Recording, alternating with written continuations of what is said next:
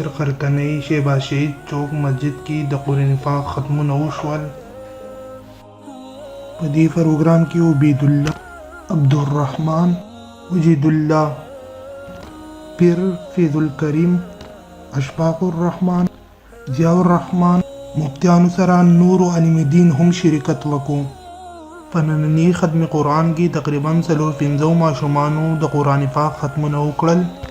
ځینې ماشومان د حفظ او ځینې د ناظرې سره ختمونه وکړل. په دې موقع باندې د ماشومانو ته هارونه هم په غاړه کړل او د دوی مور او پلار له ډېرې مبارکیانې ورکړې. په دې ختم قرآن په موقع باندې قاري ضیاء الرحمن په خپل خوږ اواز سره قرآن پاک تلاوت وکړو.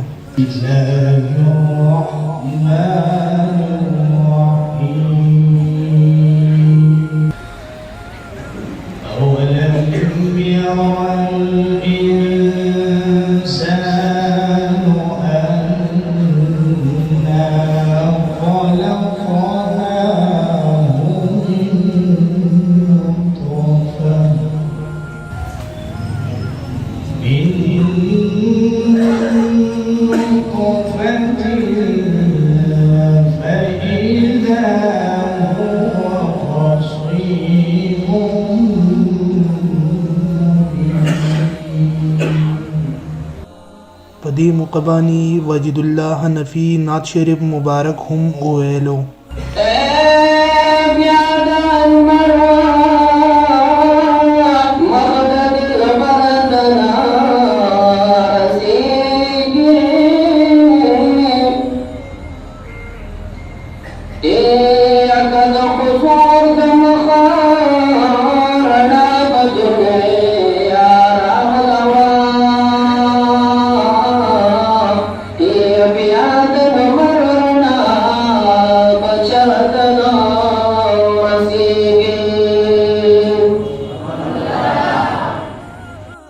په دې موقع باندې مفتی اشفاق الرحمن وی چې غیر مسلمان زمون په دین اسلام پسې لګېدلي دي، خدا د الله پاک وعده ده چې دین اسلام به غالب راولي.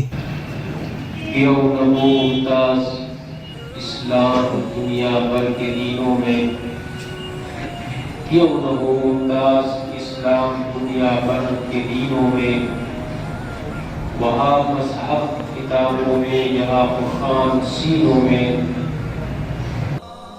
په دې موقع باندې قاری عبدالرحمن هم په خپل خوږ اواز کې نعت شریف پیش کړ.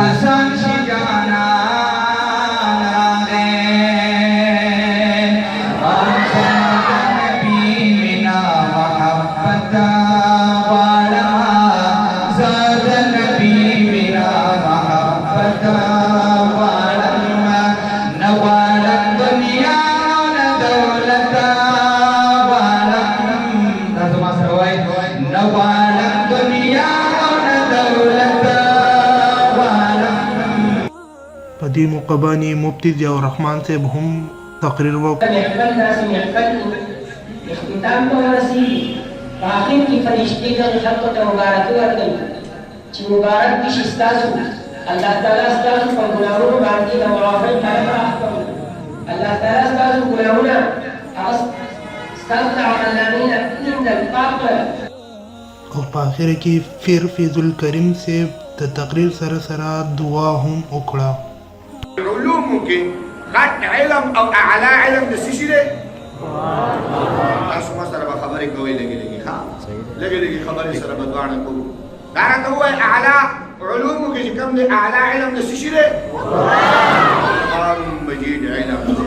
نو سار کې چې ما تاسو نظاره کوو، سار کې چې ما تاسو چې کوم دی تماشه کوو، نو دا راته ووایه چې دغه طبقه چې روانه ده د سکول لپاره د دغې طبقې قدر حکومت کوي، د دغې طبقې قدر چې کوم دی ما ورته کوو، په دغه طبقه باندې پیسې ما ورته لګوو. نو دا یو طبقه ده چې د هغې قدر و منزلت زما او ستا چې کوم دی درمیان کې دی. بس تیار شئ کیسونه مسلمان.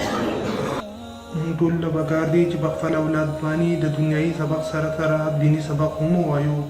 کیمرمین عطاء الرحمن سره عمیر ارمانی، انفارمیشن نیوز چینل لوړ دیر خرکنۍ.